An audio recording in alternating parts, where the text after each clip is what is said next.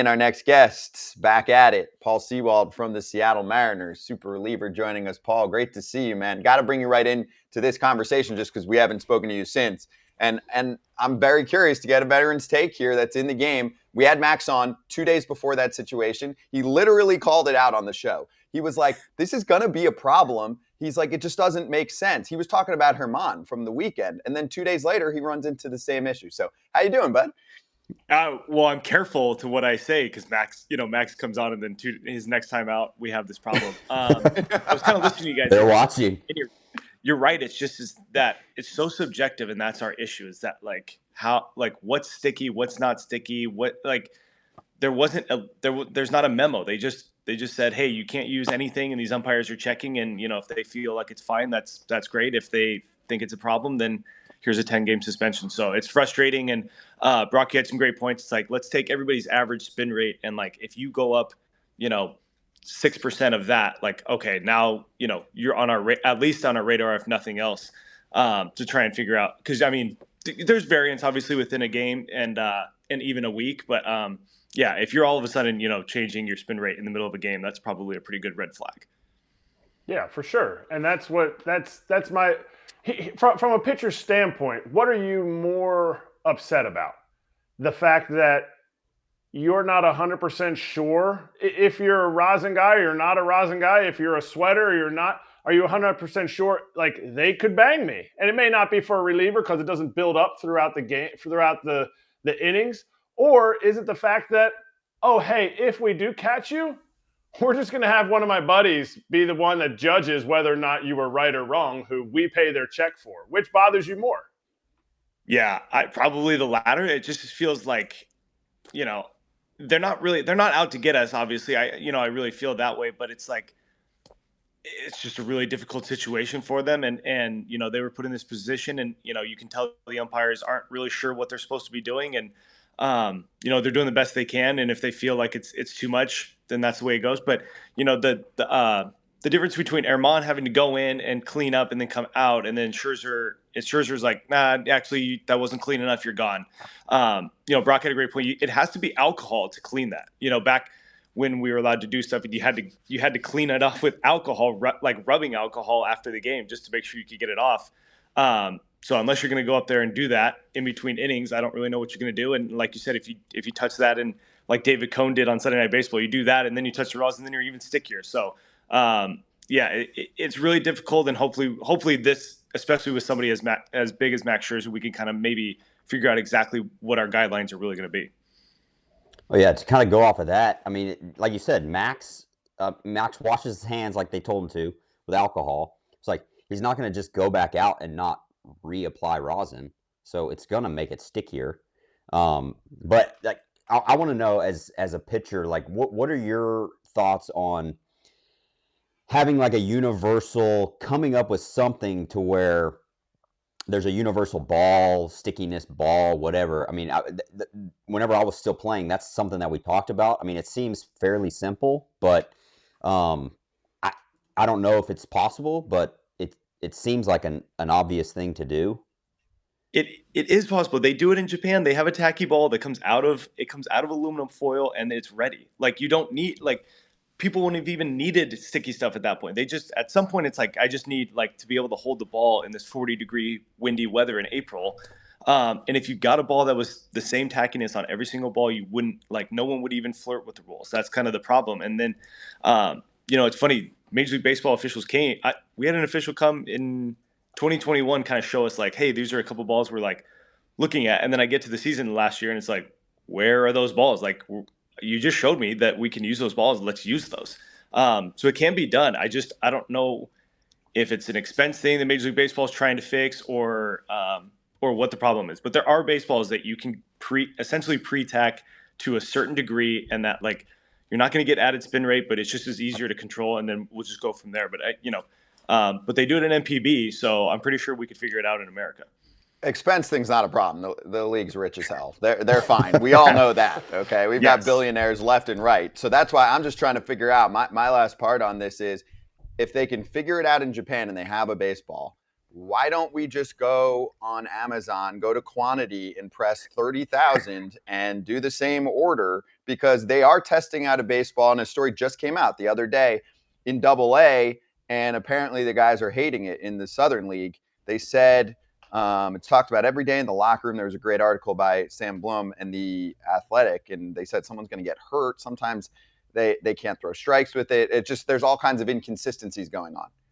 Yeah, I just saw that where hit Batmen are up like 4 or 5 times what they normally are. It's like, okay, well, that's definitely not the ball we need. No, I get it, Scott. Like, we can figure that out. Let's get the same balls that they're getting in Japan and just get them over here. I don't understand. I really don't. It should be easy. We're making it hard. Well, it's got to. It's got to be. Talking about Japan. Go ahead, Crafty. If you want to still talk about the ball, Brock, you can totally. I didn't have a ball. I didn't have a ball question. No, I'm just saying it's got to be frustrating as a pitcher because like you don't know what how sticky can I be. Like there's got to be a simpler way for guys to be like, okay, this is what I have to do in order to not get suspended and perform on the field. Like I've got to be able to perform. I've got to be able to throw my pitches, but I don't want to have in the back of my mind that I might get suspended because my hand is too sticky according to someone else who's touching my hand. Yeah. We're worried about all the wrong things. I mean, when I go out there, that's the last thing I want to be thinking of, evaluating like how good I feel gripping the ball versus what my suspension risk is. That's what are we talking about now? So yeah, if we could get rid of that, I think we'd all feel a lot better out there. So my question was going to transition from the Japanese league, the MPB, to Shohei Ohtani. So I know you get to face him. You don't ever get to face him. You just get to pitch against him. If he did that yesterday, would that have been hit for the cycle and, CG or no hitter, whatever it is? If he does that someday, are you going to be like this is that the greatest accomplishment you could ever have in baseball? I mean, it's hard to argue. It would be hard to argue that you could do any better than that. I mean, to pitch and hit for the cycle or to, get a single and also throw a no-hitter. I mean, it's just crazy. Those feats alone, if that's all you focus on, are already incredible. He's doing them both. And it's like, I don't even know how he finds enough time in the day. Like the rest of us are trying to figure out how, to make sure we throw strikes 24 hours a day. And I don't know how he figures out how to hit as well as he does, as well as throw as well as he does. It's he must not sleep at all. That's all I can come up with. Paul, what do your teammates say about him when you're playing him? They go, "Oh shit, we got Ohtani." It's tough because it's funny because the hitters like marvel at how good of a hitter he is, but then they pretend he's not a good pitcher, and then the pitchers marvel at how good of a pitcher he is and pretend he's not a good hitter because you can't, if you face him, you have to go in with a competitive attitude. I can't think he's a unicorn when he gets in the box. I'm already at a disadvantage. So it's very funny that guys, will like very much, talk about how great he is as a pitcher down there in the pen, but it's like, but we, he's got holes in his swing, and then our hitters will very much think that they can get to his pitches, and but that he's an incredible hitter. So you try and figure out exactly how you can be a fan while also being a competitor and a peer. No, I hear that. I hear what you're saying, but that brings me up. I've always said this, and I've said this to guys when I was in AAA and they were going up to the big leagues. They're wearing Trouts. You're wearing Trouts. You're a pitcher. Hey, my agent sent me some Trouts. I'm aware, and they put a pitching toe on it.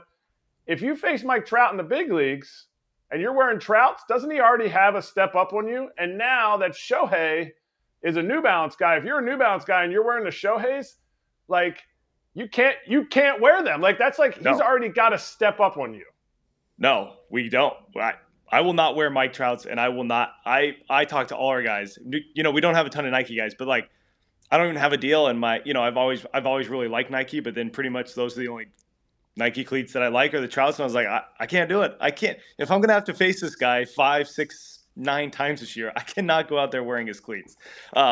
Especially if he's in our division. You can't give him that satisfaction.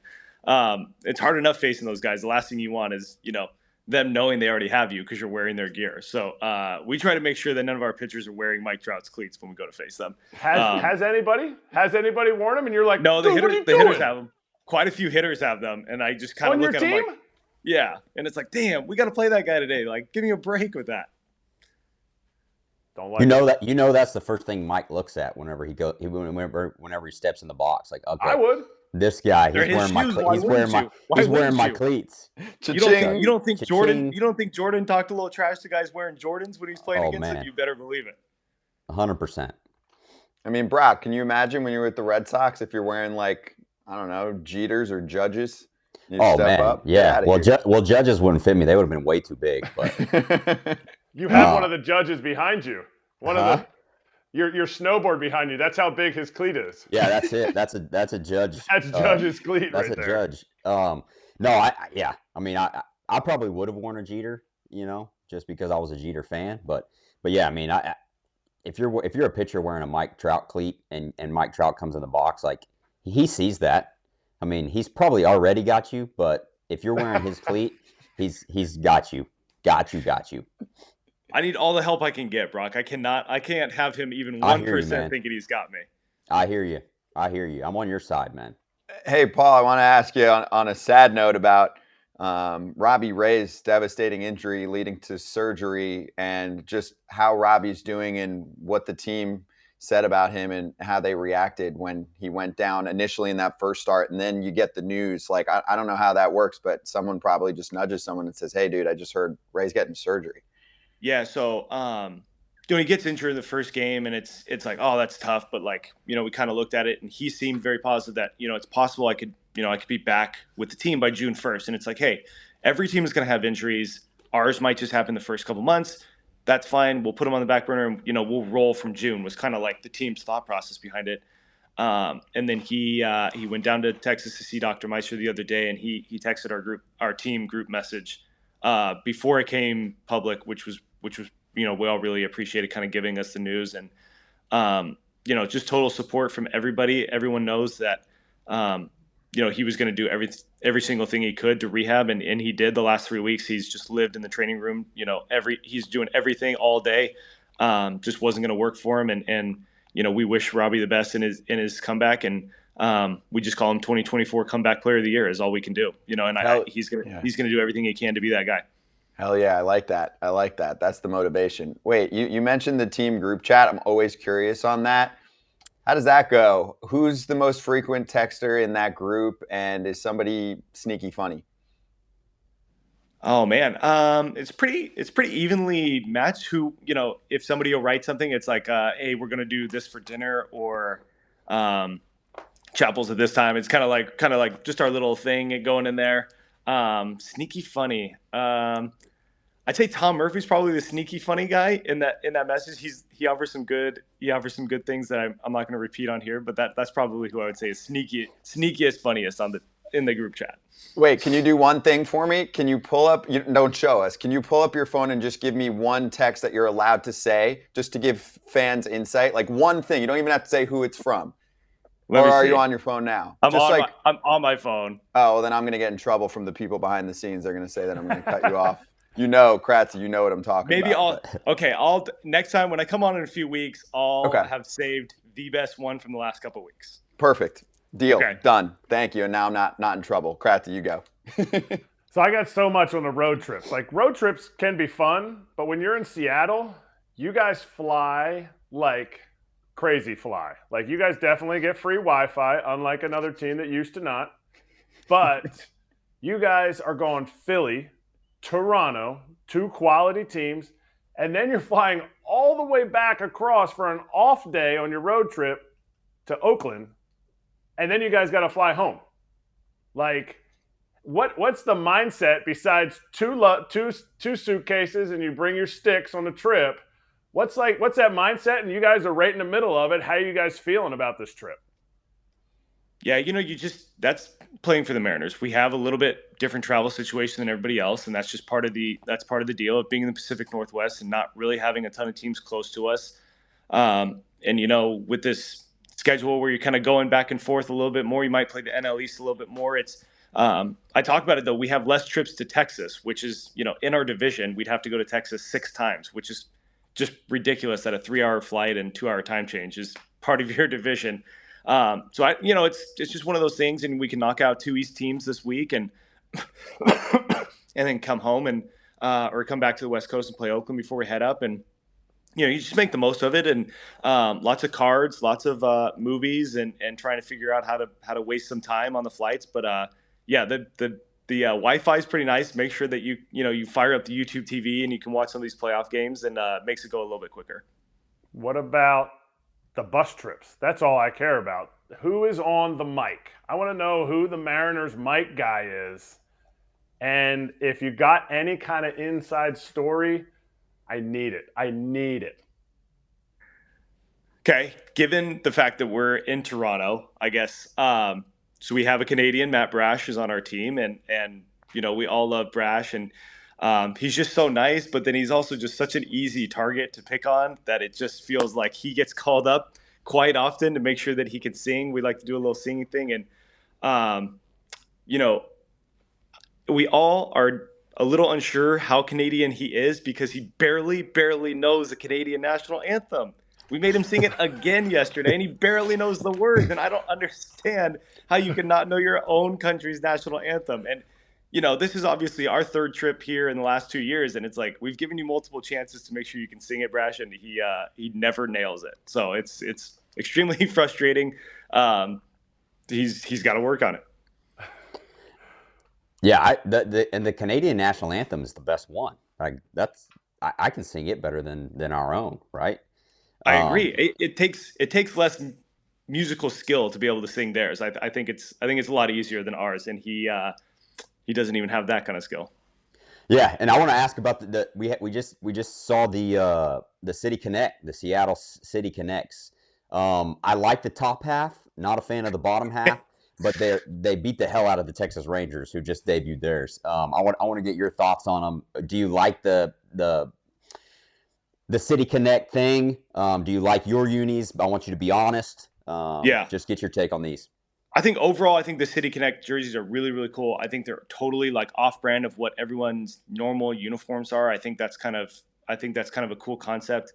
I really like the top. You're exactly right. I was a little bit shocked when I saw the black in spring training when they revealed it. I kind of was like, what happened with the pants?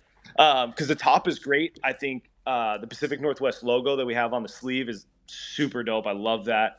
I think I really like the jersey. I was a little bit disappointed that I think Nike went a little safe with the baseball in Seattle. I feel like we have just so much going on in that city between Pike Place, environmental health there, Mount Rainier, our Pacific Northwest. I really thought we could have expanded a little bit more, and they kind of just stayed safe with baseball in Seattle. But that's totally up to them. And you're going to be getting a new one, every 4 or 5 years. So maybe the one that they give Seattle in 4 or 5 years, and what is that, 2028 or whatever, is going to be a little bit more, centralized to the city. It kind of felt like it's just very baseball and not Seattle City connected, but that's just my personal opinion. But I really love the jersey. I think it's super cool. And it's going to be really nice. Friday nights with some black pants will be interesting, but I think it's a cool concept. So they should have asked you, but more importantly, why didn't they let you model them? I saw no pics of the Sewald. I got nothing. What is that about? All I did was get to go in there, and I saw it on a mannequin. And then next thing I know, this video comes out, and I was like, wait, everyone else got to model them except for me. So next Friday will be the first time that I get to wear it, and we'll see how it looks. That's crazy. You got to tell Jerry DePoto, dude, I know you like to trade people a lot, but I'm here to stay. I want to be in those damn photos, okay? It's all Julio this, Julio that, and he's amazing. We love him, but come on. I mean, Julio really is the model, so I can't exactly blame them for having him model everything. He's pretty handsome. It's tough, Brock. It's tall, dark, handsome, great smile. The 25 guy, he's kind of the guy. Let me ask you this though. You said Friday nights. Yep. You're wearing them. We're not taking away from the teal jerseys though, are we? No, so we're just changing because we got rid of our gray jerseys because we have the reduced number of jerseys you can have. So we wear teal on the road way more often than we used to, and then we can kind of wear teal any other night. It's not really just the Friday night thing now. So Okay, these good. City Connect ones are just going to be Friday nights, and then teal we can wear sporadically however often we want to. So All right, and Kirby good. pitched great in them yesterday, so I'm thinking next time Kirby pitches, he's going to want to have it again. Those teals might be the best in the league. They are sharp. They're sharp. Sorry, as they call them, Northwest Green, not teal. Okay, sorry. Yep. Yes. Well, Northwest no, Green. thanks for clearing that up. Okay, Northwest Green. Got it. Hey, I saw you recently retweeting Colin Cowherd, who said Moneyball's a great movie, not just a great sports movie. Love everything about it. Super random. And also super random from Colin because he's not a huge baseball guy. But anyway, you retweeted that. So why do you like the movie, and what do you think about the A's moving to Vegas, and they'll be like, I guess, casino ball now or something? Yeah, well, first of all, I just like the movie as like somebody just watching a movie, not necessarily a baseball fan. I thought they did a really nice job on that. And then, the book by Michael Lewis is just a really good book. And the guy Jonah Hill plays, Paul DePodesta, was the one who drafted me to in New York. And so I have a little bit of sentimental feeling behind that as well. And Sandy Alderson was part of that group. And so a little bit of that is, where I came from in New York. And so I just really liked, and that's how the game is today. That was kind of the beginning of it. And, now I can't go an hour at the field without talking some sort of analytics. And I think that's why our game is so great. So I think there's a little bit of sentimental value between that, but also just, I think the movie's great. And I love Colin, and, I was very surprised that he had a baseball tweet. Exactly. Vegas baseball is, it should be interesting. It would be very nice to kind of finish my career at home. I think that would be pretty cool. And it would be a nice little, maybe last year, play at home in front of the home crowd. I think that'd be pretty fun. I got to play in AAA, but as we all know, Cashman Field was not necessarily a major league stadium. So it would be pretty fun to kind of finish my career in Vegas. So if they come up with a movie, the Vegas A's, who would play Paul Sewald, the veteran coming in for his last year ever, the new franchise winning the World Series? Man, ooh, that's tough. That's tough. Billy Beane picked Brad Pitt, so you can be super arrogant and completely out of your league. I kind of like that. I guess if I'm going to do that, then I would like to pick Ryan Gosling to play me. You know what I mean? If we're going to go that far, I might as well really reach for the stars. Is he athletic enough? Well, I'm not that athletic, so I think Ryan could pull it off. You could pick Julio Rodriguez. Ooh, I would love Julio. Julio Rodriguez could play. That'd be even better. I think Paul looks like Jude Law. You know Jude Law, the actor? Jude Law. I could go for that. That'd be okay with me. Yeah.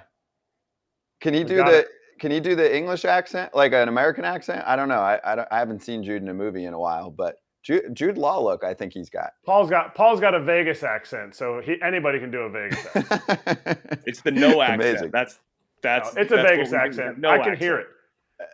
Brock was saying he could hear it too. Paul, last thing before you jump. So we wanted to make sure we gave you a couple minutes here to just explain what you've got going on the charity side. Sewald Strikeout for Kids, and I know you guys have raised a lot, and you're doing a lot at the moment, and it's tied to your strikeouts, which makes it very easy for anyone, not just Mariners fans, to root for you on the mound. So can you just give us the lowdown?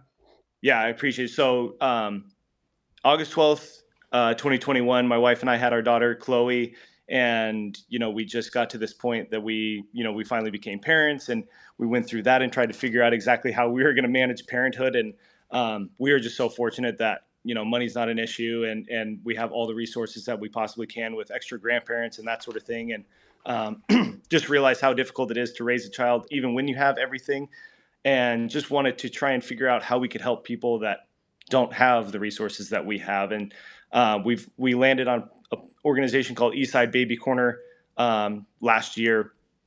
They're in the Puget Sound area, and it was everything we wanted. They're the best at getting formula, diapers, getting car seats installed in cars. It's anyone who's had to try and install a car seat in the last 5 years understands how big of a challenge that is. And they get clothing, everything. It's a well-oiled machine. It's perfect. Wednesdays, they stock everything up. Thursdays, it's out the door, and it's making sure it gets to the people that need it here in the Puget Sound area.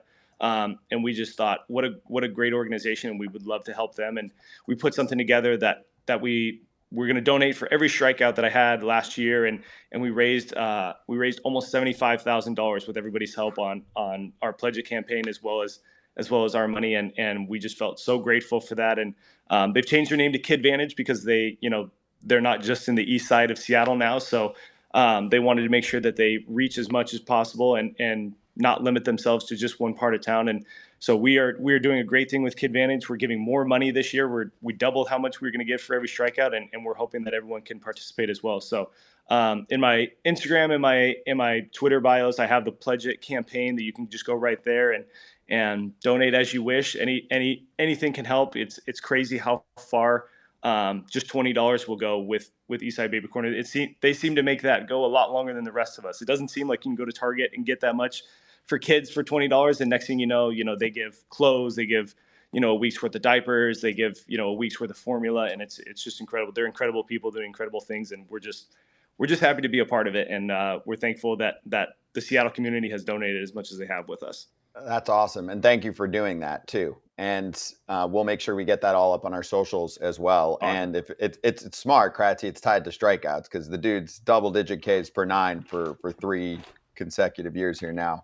Basically 4 because 2020 was a wash season. So it's smart. It's the right stat to tie it to for you, Paul. Appreciate it. Yeah, and we like to feel like it's a win-win-win. The more people I strike out, the more money we donate, and the more kids that get the benefit of it. And so the Seattle community has supported us, and we're excited. So I'm going out there trying to punch tickets, and it works for everybody. We get more wins as a team, and we give more money away. Hell yeah. Makes me feel good too, because I'll probably donate just some of those strikeouts from you. So I probably helped out a few kids. Yeah, I probably helped out a few kids, man. So I appreciate it. Thanks, It'll help Paul. you walk back to the dugout and think, at least a couple kids are going to get a couple extra things. Thank you. All right, I just bought diapers. Cool. Yes, Nice. yes, I like it. Go strike out the side tonight, and then sing the anthem to Brash so he knows what he's doing up there. Good luck in the game later, man. We'll see if he can figure it out when we're listening tonight. That'll be good. Yeah, thanks for having pressure's me, guys. on. I Paul, appreciate it. awesome. Yeah, appreciate that was cool, you. man. Awesome having you on. We'll talk to you in a few weeks.